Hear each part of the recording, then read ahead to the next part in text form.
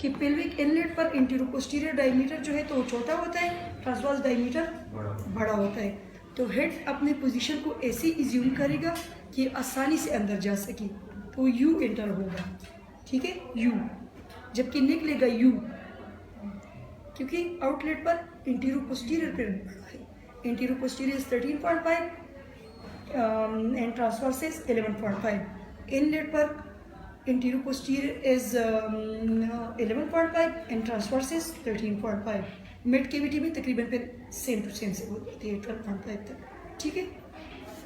Mid cavity में फिर 0 station पर इसकी रोटेशन होती है, वो स्टेप्स मैं आपको बताती हूँ। लेकिन इंस्ट्रूमेंट का बच्चे आपको ये वो है ना फॉरसेप्स है, ठीक है, ये ना डाइस है जो सिजेरियन में आप ब्लेडर को रोटेट करने के लिए, ताकि ब्लेडर इंजरी ना हो जाए।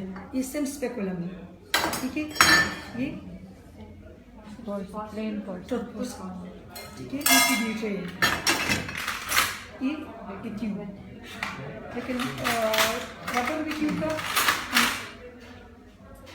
मेटल है, ठीक है। साथ में बताते जाओ बच्चे जिसको भी पता होगा।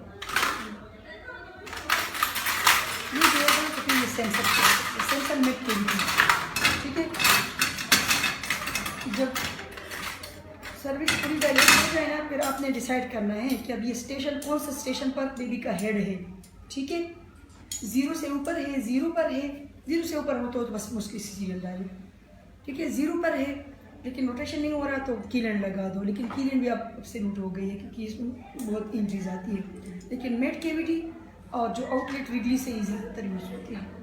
मिड केविटी में मतलब 0 से नीचे +5 +2 +4 +3 +2 किया, ये मिड केविटी है। फिर 1 और ये +1 पर जो होता है, +2 पर जो होता है, तो उसके लिए फिर हम आउटलेट फॉरसेप्स लगाते हैं। लेकिन मिड केविटी में जो है तो ये सेंसर लगाते हैं, ठीक है। ये सारे सेंसर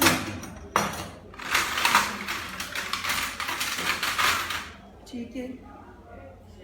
स्पॉन्ज होल्डर, ठीक है, स्पॉन्ज होल्डर कोर्स। इससे अक्सर क्या करते हैं, जो ग्रेविट्यूटस होता है इनसी हम करते हैं।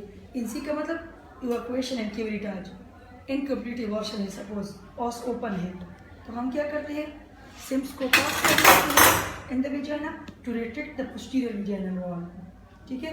सर्विक्स विजुअलाइज हमें हो जाता है, ठीक है।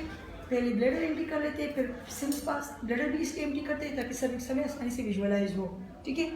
जितना ब्लेडर फुल होगा तो वो फिर सर्विक्स को मतलब सर्विस उसके पीछे पुश होगा, तो आपको नज़र नहीं आएगा, ठीक है।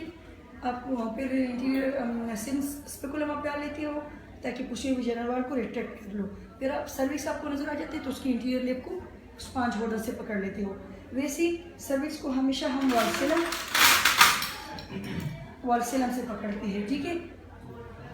लेकिन या क्लिनिकुलम या वाल्सेलम इसका सेकंड नाम है, लेकिन ये बहुत ज़्यादा क्रशिंग है, तो ग्रेविट्यूटस बहुत ज़्यादा फ्रेजाइल होता है, ठीक है। तो इसलिए हम उसमें स्पॉन्ज होल्डर्स यूज़ करते हैं, ठीक है। इंटीरियर और पोस्टीरियर लेप ऑफ द सर्विक्स को पकड़ने के लिए स्पॉन्ज होल्डर्स यूज़ करते हैं हम, ठीक है। ये भी सेम से लेकिन छोटा, ये फिर वही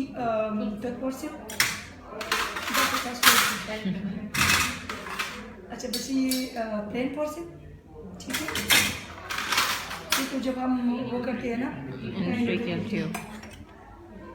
अच्छा ये पेनट फीटोस्कोप, ठीक है। फीटोस्कोप अगर ऐसे किए तो कुछ एग्जामिनर होते हैं कि वो कहते हैं कि फुल नाम बताओ, फुल में पेनट फीटोस्कोप, ठीक है।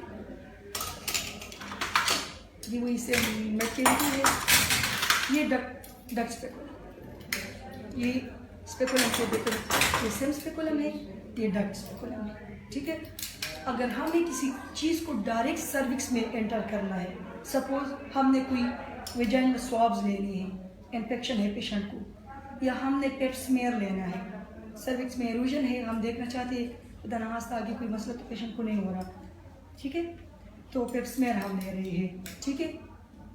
तो उसमें फिर हम डायरेक्ट इसको डाल लेते हैं, तो इससे और इसके थ्रू हम चले जाते हैं, तो सर्विक्स तक डायरेक्ट हम पहुंच जाते हैं, और इधर उधर हमारा जो स्वाब है ना, तो इधर उधर वॉल्स को भी टच नहीं करता इसकी वजह से, ताकि वो कंटामिनेट ना हो जाए।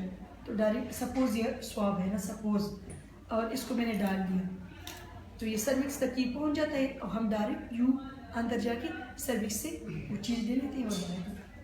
तो ये डक्ट्स पे खोल लेंगे, ठीक है। मेन फंक्शन ये टू विजुअलाइज द सर्विक्स। अच्छा ये जो हो रहा है इसमें ग्रूव होता है ना, तो इससे आप पहचानोगे, ठीक है।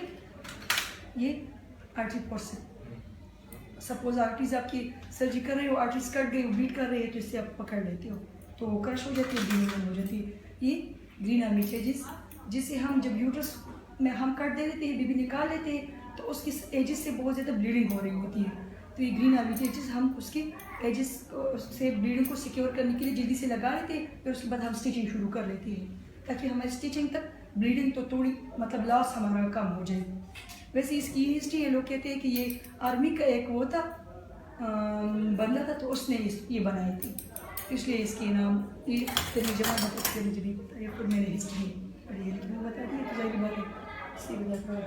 हाँ बच्चे तक वेट है एक शो दाई, ये जो है तो इसका ब्लंट एंड है, ये शार्प एंड है, ठीक है। तो अगर आपने डायग्नोस्टिक डीएनसी कर ली है जो कि ग्रेविड यूट्रस नहीं होता, इरेगुलर ब्लीडिंग के लिए हम करते हैं ताकि पता चल जाए कि अंदर क्या कोई पैथोलॉजी तो नहीं है, तो वो हम शार्प एंड से करते हैं। लेकिन अगर ग्रेविड यूट्रस से आपने एनसी करनी है तो आपने फिर ये ब्लंट एंड यूज़ करना होता है, ठीक है बच्चे। ये केवलेट है, ठीक है।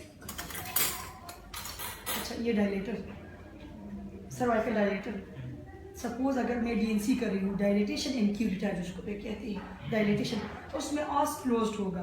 सपोज मिस्ड एबॉर्शन है, मैंने टेबलेट्स रख दिए लेकिन ऑस ओपन नहीं हो रहा, या पेशेंट कहती है कि नहीं मुझे टेबलेट्स ना रखो, डायरेक्ट बस मुझे एनेस्थीसिया दो और मेरे सफाई कर दो, तो उससे इससे फिर हम जो है तो सर्विक्स डायलेट करते हैं। लेकिन ये कि इसके डिफरेंट साइजेस हैं, ठीक है ना। इस पर लिखी भी होती है बच्ची, ये 12 साइज, ठीक है। इस पर अब लिखा है, ये देख लो बच्चे 10 साइज 9 साइज, ये मैंने को भी दे दो बच्चे। तो ये पर साइजेस अपने होते हैं ना, ठीक है, क्योंकि ये डायरेक्ट बिल्कुल नहीं जाएगा। शुरू में आप छोटा वाला